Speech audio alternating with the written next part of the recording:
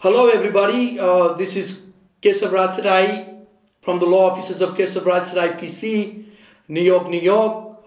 We are here today to launch our new legal advice program through White Himal TV, and it is an honor and pleasure to be with you today.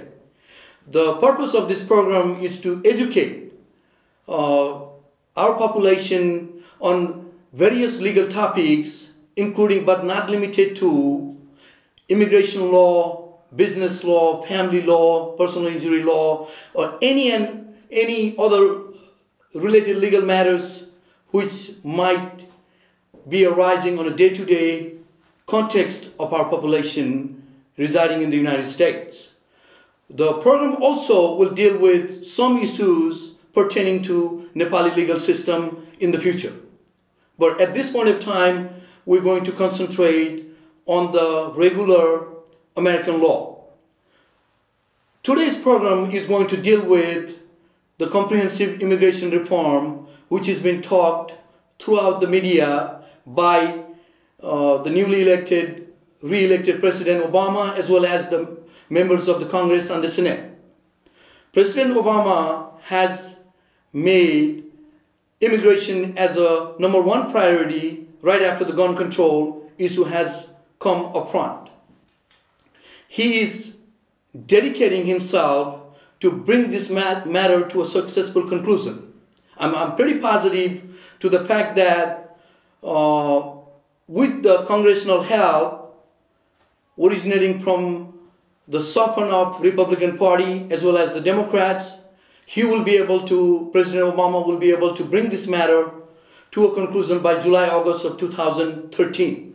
And we expect to have some sort of a work permit as well as travel permit being introduced by the end of the 2013. We anticipate at least 40 to 50,000 Nepali population might benefit from this program. Throughout the United States, wherever they are residing, it really doesn't matter. This is a federal law. Immigration is a federal law. When the law is being revised and implemented, it will have an impact on everybody who is here without a paper. Currently, there are more than 11 million illegal population living in the United States. So that's why both Congress Republican and the President have been focusing in bringing a successful conclusion of this matter.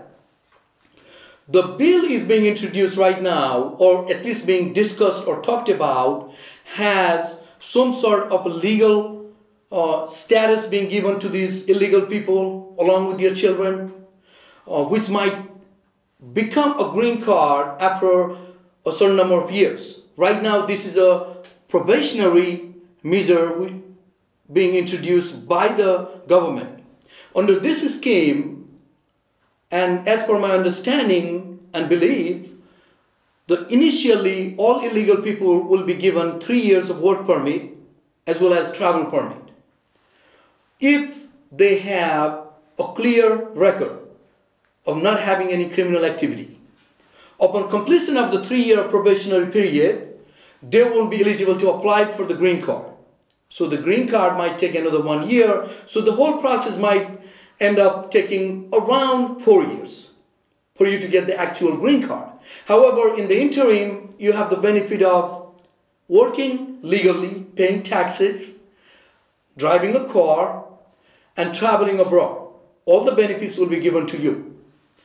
So this is the scheme which is being sought by Republicans. On the other hand, the Democrats would prefer to legalizing all of these 11 million people to a permanent residency or the green card. So that's what the discrepancy is right now.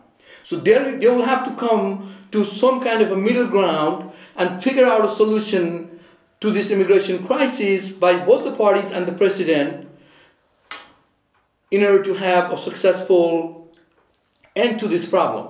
And we expect to have this matter resolved, or at least have some kind of clarity by on or about July, August of 2013, which I stated earlier. So that's the time frame. Now, what are the Republican or the Tea parties are saying about the immigration reform? They really don't like it because they believe if these 11 million people will get the green card directly, then they're going to sponsor their relatives in a few years. So you're going to have another 20 or 30 million people coming into the United States through the family sponsorship. So is this a good thing for the country which is just coming out of the recession? So that's the major bone the Tea Parties or the Republican Party have against the giving a green card, granting the green card related legal status to these 11 million people right away. On the other hand, you have a situation where you have 5 million children who are born in the United States through this 11 million illegal population. So do you want to keep these kids on an illegal limbo where the parents cannot even drive the car or go to get a better job and provide them a better security? So there is a humanitarian crisis within the United States to cure.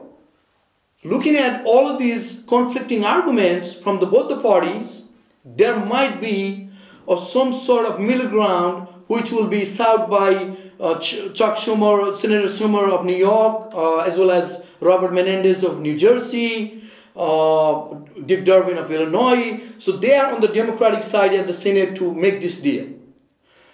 On the other hand, the Republican side is represented by Mark Rubio and John McCain, and also other folks are trying to create some sort of a middle ground where they might not give benefit to the gay couple, or they might not end up giving the green card directly to these people, but the end product has to be a legalization of these 11 million people in one form or the other.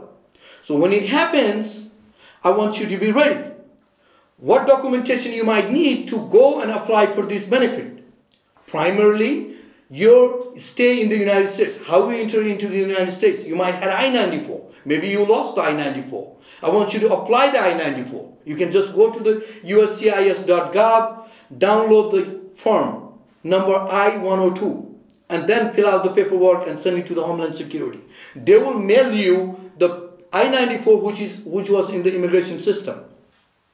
So by virtue of having this legal entry documentation, as well as your tax, your bank, your lease, your children's school records, your hospital bills, medical records, or any documentation which proves you have been in the United States for a long period of time. By the time the law is made, there might not be anything requiring a timeline. However, we don't know how the law is going to be made. In order to secure your interests, in order to secure your legal status in the United States, I want you to protect yourself and collect this documentation before the law comes in. So you're ready to present your paperwork to the Homeland Security folks so you can get legalized much faster than running around to collect this documentation. If you have a criminal case, if you have any kind of other matters, you might want to talk to experienced immigration attorney or a criminal attorney in conjunction with the criminal attorney. So maybe that sentence can be changed, or maybe the criminal record can be expunged depending on the age or the nature of the crime you have committed. So anything negative in your immigration record has to be dealt prior to the arrival of this new legislation. If it's too late, you might not have enough time to cure these deficiencies, resulting in denial of this benefit, even though it's coming after 12 years. So I want you to be ready.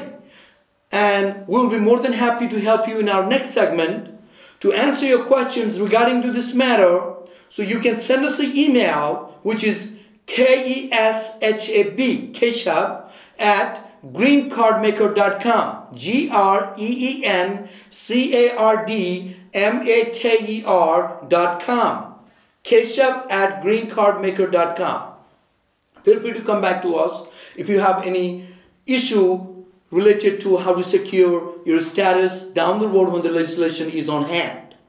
So this is the segment which we're going to focus today solely on the immigration, what is coming up, when it might come. That's what I talked about, the comprehensive immigration reform. The comprehensive immigration reform introduced by Senator Mark Rubio has a prong also dealing with not only the illegal people, but also people who are legal in the United States. For that matter, the H-1B visa numbers might be increased. So they are proposing if there is a 65,000 visas in 1 year and the government runs out of quota, 65,000 quota numbers, then they might increase by 5,000, then maybe 10,000. So numbers could go up depending on the demand of the business community in relation to the H-1B. Whereas you have green card people who are waiting. The employment-based green card people who have been waiting for 5-10 years time period. That might also change if the government increase the per country visa number by each country, or just take the cap like they did in 2007, and everybody can submit the green card application on or about September, October of 2013. So these are all new bills which are floating around. We don't know on what terms, what conditions are going to actually take place at the end of the day. When it does take place, we'll be with you. We're going to bring you up-to-date programming on immigration law.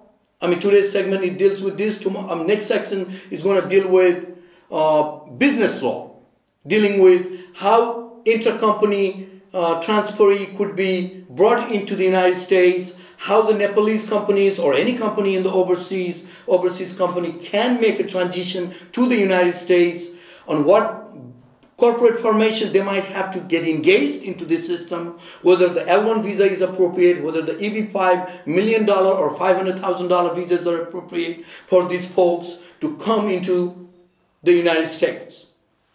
I think that's for today, and we're going to continue this next week. And thank you for your attention and participating with us today. And do send me email, any questions you have. Feel free to watch White Himal TV. Thank you and have a nice day. Namaste again.